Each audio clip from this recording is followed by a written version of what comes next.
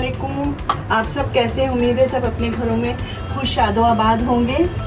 अल्लाह ताला आप सबको अपनी अमान में रखे। आज मैंने बनाई है चिकन कोयला चरसी कढ़ाई। ये मैंने चिकन में बनाई है, आप चाहें तो आप मटन में बीफ में भी बना सकते हैं। तो चलिए बनाना शुरू करते हैं।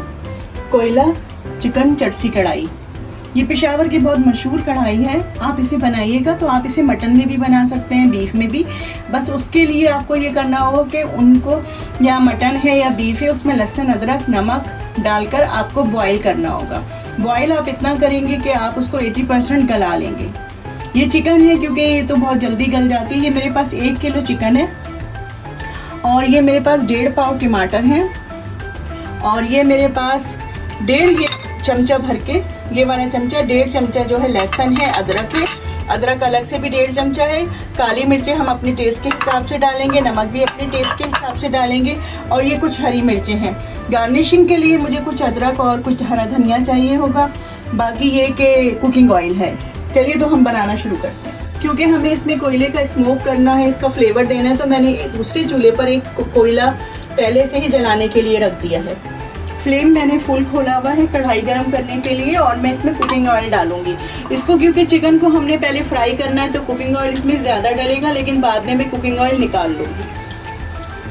तकरीबन इसके अंदर मैंने 1.5 पाव आधा किलो के करीब कुकिंग ऑयल डाल दिया है, जो हमारा ज़ाया नहीं जाएगा, हम चिकन फ्राई करके निकाल लेंगे। ये देखिए कुकिंग ऑयल गर्म हो गया है। फ्लेम अब मैं थोड़ा सा इसको मीडियम पे कर दूँगी, मीडियम लो पे। और अब मैं चिकन ऐड कर दूँ इसमें। बिस्मिल्लाहिर्रहमानिर्रहीम।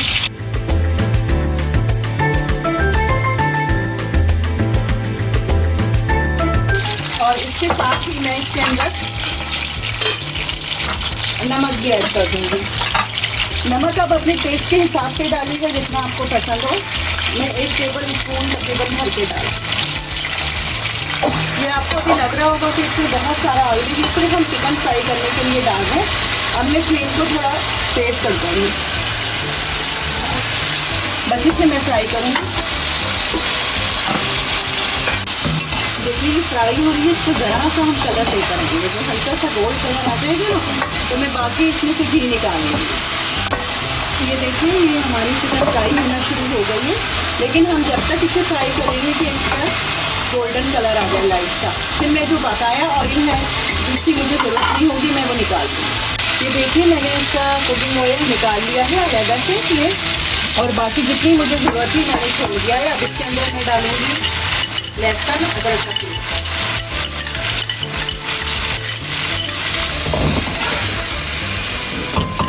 और बस इसके अंदर जो ये मैंने टमाटर 1.5 पाव काट कर रखे थे, इनको मैं इस तरीके से रखूँगी कि इनकी स्किन ऊपर हो।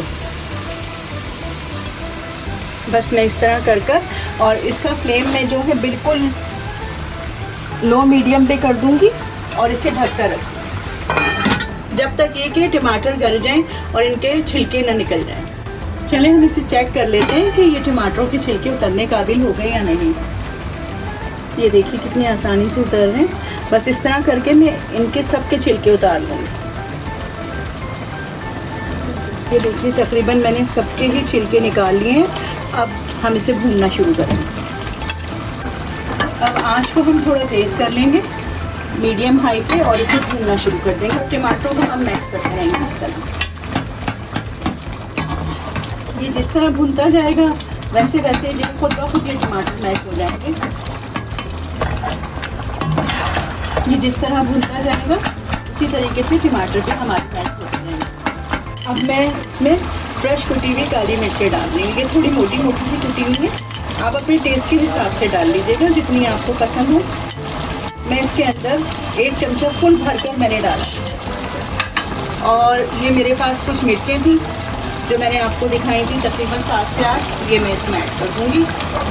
स्लाइस में कटा हुआ अदरक है, इसमें से आधा मैं इसके अंदर ऐड कर दूँगी, आधा मैं गार्निशिंग के लिए रखूँगी।